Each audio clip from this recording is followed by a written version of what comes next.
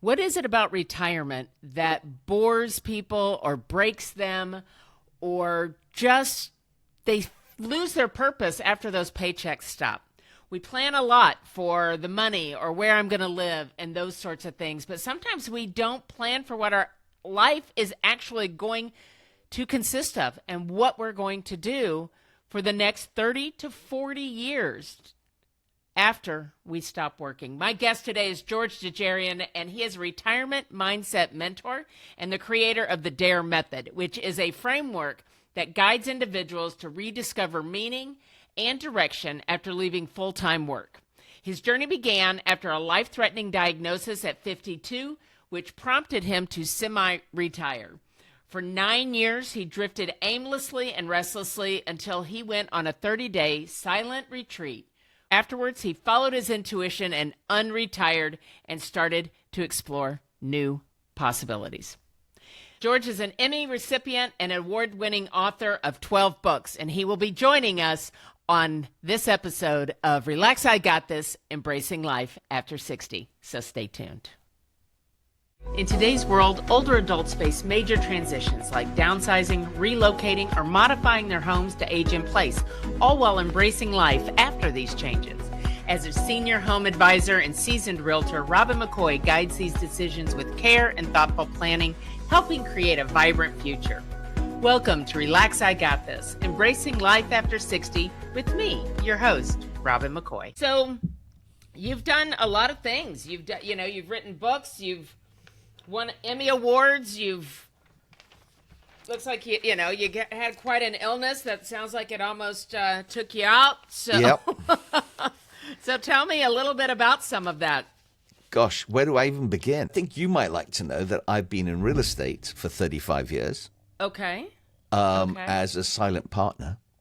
Okay. In a New Jersey enterprise near Princeton, New Jersey for 35 years. Although wow. I only lived there for 8 years full time in New Jersey back in the 80s during the Reagan era. Mm-hmm. Oh, God, those were the days, right? Things worked. People were nice and civil. Yeah, it was a different time. And when I got to the age of 60-something, I thought, that's it. I need to cash out here. And that's where I left. But real estate has always been foundational. Yeah. I mean, it's like gold.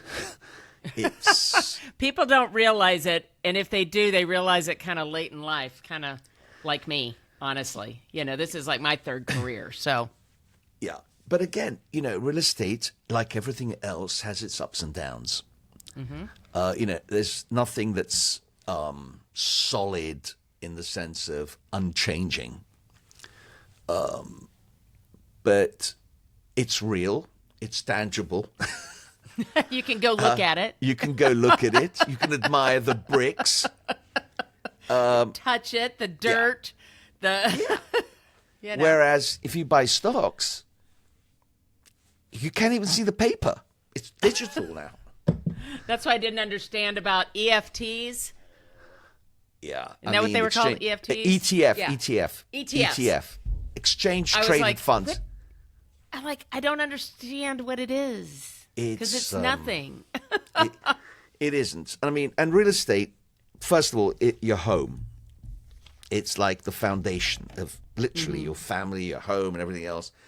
But I was involved in commercial real estate, and it's about the transformation of the real estate from, we had one large tenant, the state of New Jersey, Social Security.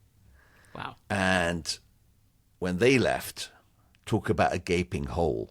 Yeah, no kidding. Right? And that you've got to carry the weight of the, you can negotiate the real estate taxes and all that, but still there's obligations, liabilities. And so, yeah, we've gone through the whole roller coaster of real estate, commercial real estate, where you had one big tenant and then it became 5, 6 smaller tenants until we reached the point where 50% of the building was for small businesses, for people coming out of their kitchens in their homes. Right. So they wouldn't sign up for a whole year of leasing. So we did month to month. Mm-hmm. But what we did was we flipped the equation upside down. What we did was we said, okay, fine. Look, we'll give you everything you want. You don't want to tie yourself down. You don't want to do this. You want to give 1 month's notice and leave. We'll give all that to you. But you got to give us protection, which is we dictate everything, essentially, right? So, because we can't go to the bank and say, can you give us a mortgage when we got month-to-month tenants? Right. So the loans are going to be more expensive. But they were happy with that. And in fact, what happened, this is the weird thing, is that the turnover was so low. Only a handful of people left in a couple of years. Because they had that comfort of knowing if anything went south, they could leave. Yeah. Yeah. Sorry, Robin, I'm digressing. I'm going into real estate. Okay. This is not about real That's estate, okay. is it? It's okay. All right. It's okay. Well, All right. because it all started, and for me, this whole thing that I'm doing started with real estate, right? I started doing a podcast 3 years ago and talking about real estate, and that got real boring for me. Yeah, I can believe that. It just wasn't, for me, it just wasn't really exciting. And then I kind of moved it into all the cool people I know, because I know a lot of cool people that do cool things, and that was fun. And then about a year ago, I really, I went through some stuff with my mom. I turned 62. You start seeing what's going on out in the world for seniors and retirement and the longevity out there, and what are people doing, and the fear and the non-planning and all those things. And so about a year ago, I turned this podcast into kind of the senior focus, if you will, but it's everything. It's not, which senior living community and old folks home are you going to? It may be some of that as part of the planning, but it's what are you going to do? Now the kids are gone, you're retiring. What does it look like? Yeah. And unfortunately, a lot of people have a very dismal outlook of the last, 30 or 40 years of their life. So that's why I started doing this. And then, this came across my desk and I went, that sounds interesting. We should talk about that. Well, I'm delighted to be here with you, Robin, because this is exactly what I do. And I don't have all the answers, but I do know the questions. and really, because everybody's different. Everybody's life circumstances are different. Life experiences are different. So there is no one size fits all. But there are some hard truths about retirement that we can't avoid talking about. Right. And I don't like focusing too much on that, but I need to put those up front. And then it's really, I think, the solution from my own personal experience, and that's why I've written books and I teach this, because this is kind of like my mission now. Mm-hmm. And I never really had a mission before. Everything is marketing and business. This time it's mission, because I think that, and don't get me wrong, money is very important. It's the oil that greases the system that keeps you going. Right. But I think when we reach a certain age, there's a natural tendency to start shrinking. Mm-hmm. And I think that the problem is that for many of us, shrinking is not the answer. Now, it might be for some folks. And if that's their choice, that's their choice. Right. But I think for many of us, we want something more. We want something meaningful in our lives. We want to not leave a legacy, but to live a legacy. Mm-hmm. I think that's a very interesting way to put that, right? Because I hear so many people say, well, I want to leave a legacy. I want to leave this for my kids. I want to leave this. And yes, you want to leave your house or the money in your house or whatever that looks like to your kids, but they would rather have you here living your best life and living that, like you say, that legacy, because now they will remember grandma and mom and great grandma with the experiences we had, not that they had this house in North Dallas. Yeah. I mean, again, money is important and leaving something is important, but it's about a balance. If you leave too much money and legacy and not the other bit, you're actually creating a problem for your kids because somebody else is going to come and relieve them of that for you. And that's the reality, right? It's about a balance. And you can't control things from the grave. At some An point, attorney told my stepmom that when they were doing their will and trying to determine the grandkids and the this, and if the grandkids were one way, and he just said, Joyce, there's only so much you can control from the grave. correct. It's only so much you can control. And that's very true. And It that's is. very It is. I mean, and I think the thing about, particularly for our generation of boomers, we've been on the forefront of all the changes in our lives. And we come to this end part, and it's all surrender. Yeah. And I recognize that at some point you do surrender. That death is on the horizon. Let's speak bluntly. Yeah. Nobody's getting out of here alive. Exactly. And you ain't taking your things with you either. No, you're not. But the thing is, actually, death is a friend. Why is that? Because I think the Benedictine monks used to have this adage. They used to teach their novices coming through, always keep death at top of mind. Now, that sounds morbid, but actually it does help, because what it does is it makes you live life more with more energy, with more gusto, because you may not be up tomorrow morning. Right. You may slip away during the night. The Stoics called that memento mori? Yes. Memento Memento mori, yep. Yeah. It's exactly the same concept. And in a way, that's why when I had my near-death experience, so to speak, it was a wake-up call that, oh my God, I've got this all wrong. You're chasing the money, you're chasing this and that and the other, and you forget time is a commodity that is not replaceable. Money is replaceable. And I'm not saying money is easy to make, but I'm saying it's replaceable. Yeah. Time is not. Once it's gone, it's gone. And so we should make the most of the time we have here. We have one life. Yes, we have family members, etc. Yeah, but I think our own lives are not, what's the word for it? On sale. Meaning that you have to value your own life. Don't discount it. Don't put 75% off on it just because you're 70. Exactly. And a lot of people, when they get to our age, they think, well, it's over now. I just need to slowly vanish into the horizon. No, that's not the object. The object actually is that this is your time to shine. Yeah. And the reason I say that is you just have to go back to 2,000 years to a guy like Cicero, who said old age is the crown of life. And what he meant by that is the best is yet to come. Yeah. And here we are trading in, checking out, and just surrendering when we might have another 20 years to go. Seriously. Because the longevity, it's a blessing and a curse.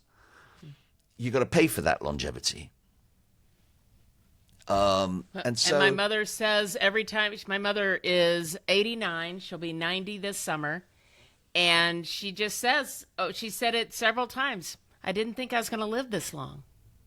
Yeah, I didn't think I'd live this long. We Are One Heart is a 501c3 nonprofit organization dedicated to bridging the gap between the needs and resources of low-income seniors and veterans.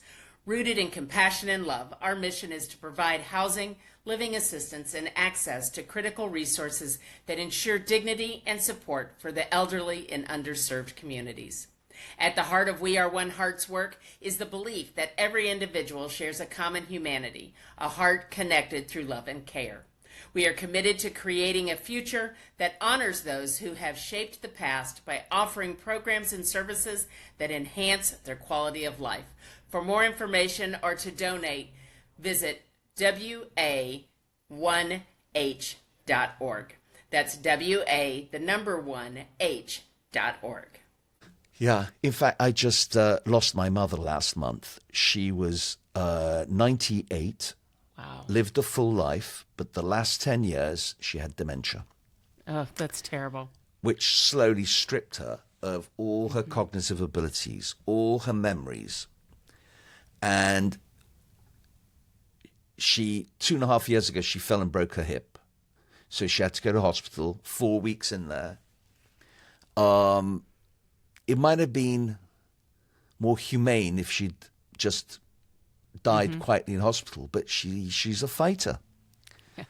And with dementia, she can't remember how bad yesterday was. Right. So checking out isn't a concept that's going through her head. Yeah. You know, if somebody's miserable long enough, they'll go, okay, guys, I'm out. I'm done. I'm leaving. I'm done. I'm cooked. Yeah.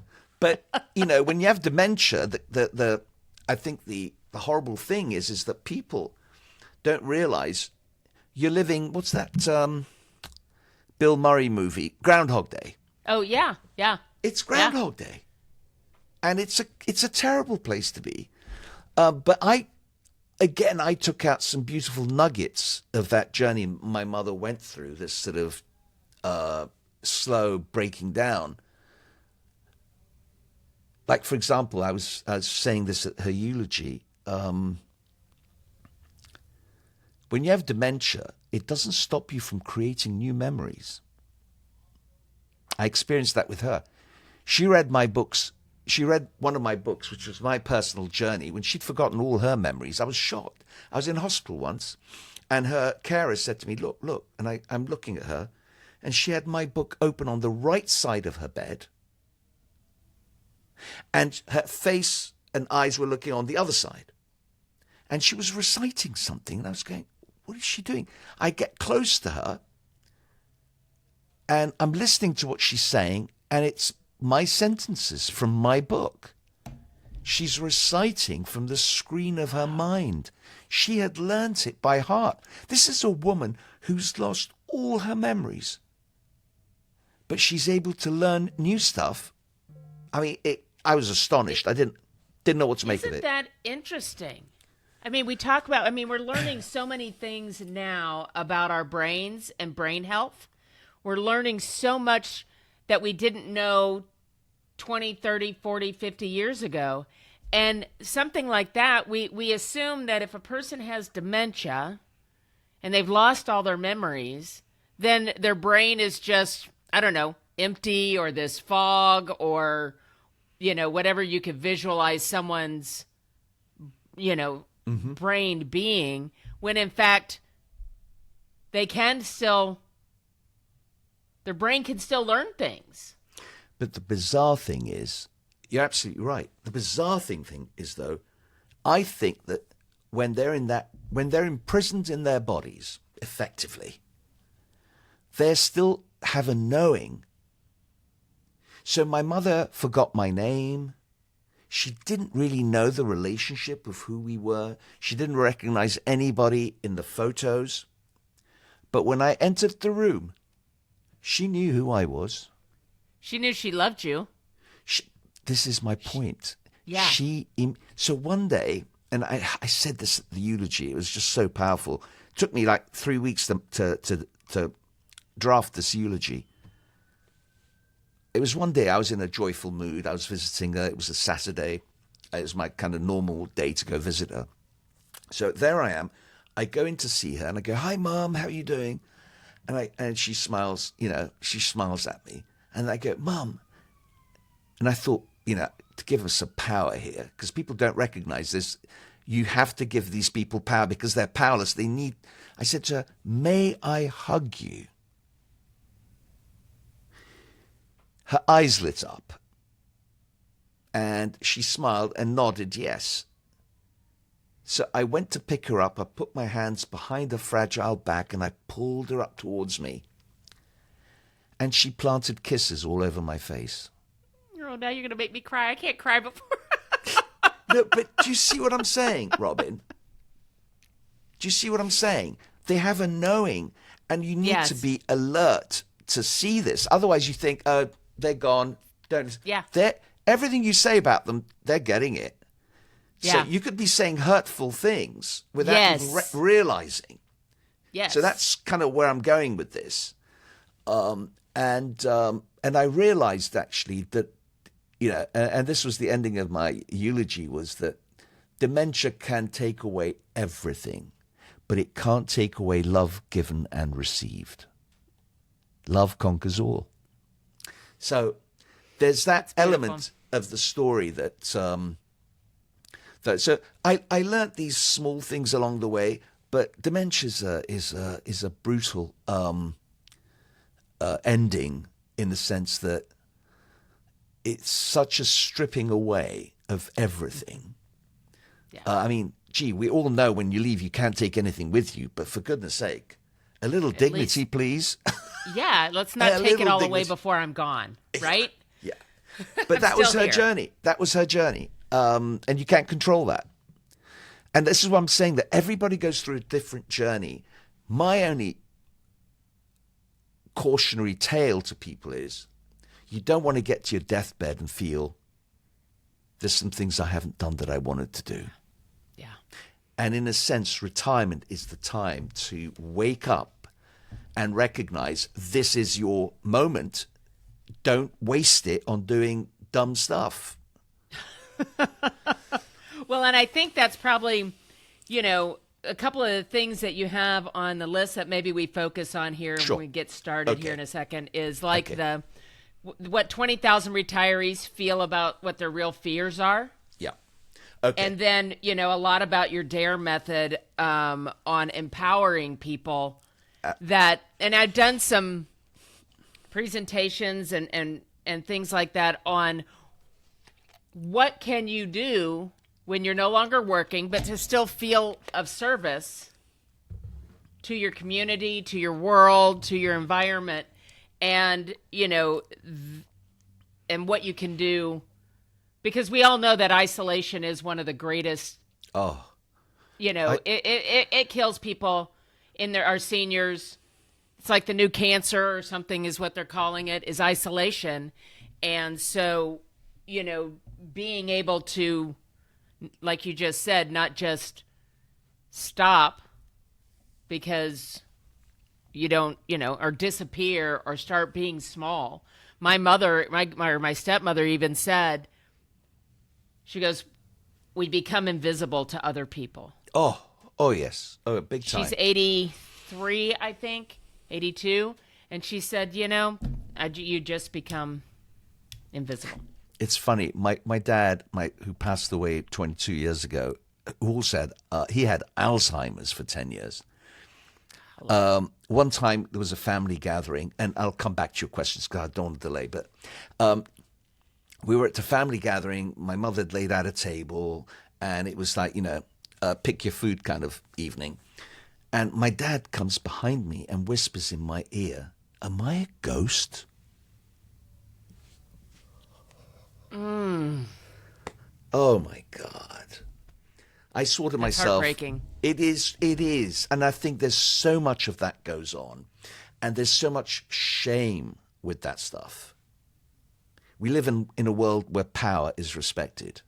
Vulnerability and weakness is crushed. And more so today than any other time in living memory, in our living memory. Yes. But coming back to your question, 21,000 people plus I didn't interview, I surveyed using a quiz. This is back in 2020, 2021, just post-pandemic. I think it would, in the pandemic period. It was a quiz on Facebook targeting people aged between 55 and 75 in the Anglosphere. US, Canada, Australia, New Zealand, and UK. And men and women in that age group, 55 to 75. 9 questions, demographic and psychographic questions. And 35,000 plus people landed on question 1. And just over 21,000 completed all 9 questions. So I got a good cross-section of people's responses. And one of the questions that I asked amongst those 9 was, what is your single biggest challenge in retirement? Right? 50% said fears of health issues. Granted, it was during the pandemic, so that would have been exacerbated, right? Mm-hmm. The second one was 35% said fear of outliving my savings. That's a big one. That's a big one. And 15% said aimlessness, drifting. Aimlessness. Right? Some words around that aimlessness issue. Yeah. Like purpose, having no purpose, having no meaning in my life. Then one of the second questions, I had a few questions down, was if you had a magic wand, which of these issues would you address? 50% said health again. But this time, 36% said finding a new purpose. Interesting. When you give people agency to do something, to change it, they know what to choose. Yeah. But, like an engineer who ticks all the boxes, but then his intuition is telling him, something's not right here. I'm missing something. That's how I felt after doing this survey. Yeah. So I went back to the board again. And I came across a quote from Henry Ford that said, if I'd asked people what they wanted, they would have said faster horses. And that was my aha moment. I'd asked all these people what their challenge was. They're telling me what they know. Yeah.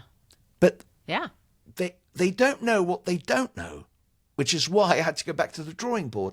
And at that point, Robin, I discovered that the first casualty in retirement is identity. Who am I now? Work is such an integral part of who we are, especially for men, but also for women, that when I call it the scaffolding, right? When part of the scaffolding, which is your work, comes out, things collapse. Mm-hmm. So your ego, who you are, collapses. How you value yourself collapses. And that's why it's a very slippery slope once you retire. And because people don't know what it is. And what it is it's not just about having a new purpose, but you have to find a new identity. Who am I? Now people go, which was my reaction, is I don't know who I am, what identity I should have. Right. So a lot more research, working on this, discovered, well, we're not fixed as personalities or as who we are. We've developed that over the years. And there are parts of us that have not been explored or expressed. And we're all different. So we need to drill down. It's an inner work of finding, who do I want to be in this next stage of my life? Who could I be? So, for example, in your case, you moved from real estate to what you're doing, and then you grew it away. It's a process. For some people, it takes longer. For some people, it's much faster. So you almost have to let go of who you were before. Somebody gave me a quote. I was talking, and I want to think it was Sam Craddock, but I'm not sure if it was her. But she said, as we get into a certain age, we grieve. We're in a grieving process of who we were. Correct. Right? We grieve we were a parent. Now our kids are all grown up. Or we grieve that we were, a CEO or a nurse or a doctor or whatever those things that we did, right? And now we're not doing that. So we're grieving who we were.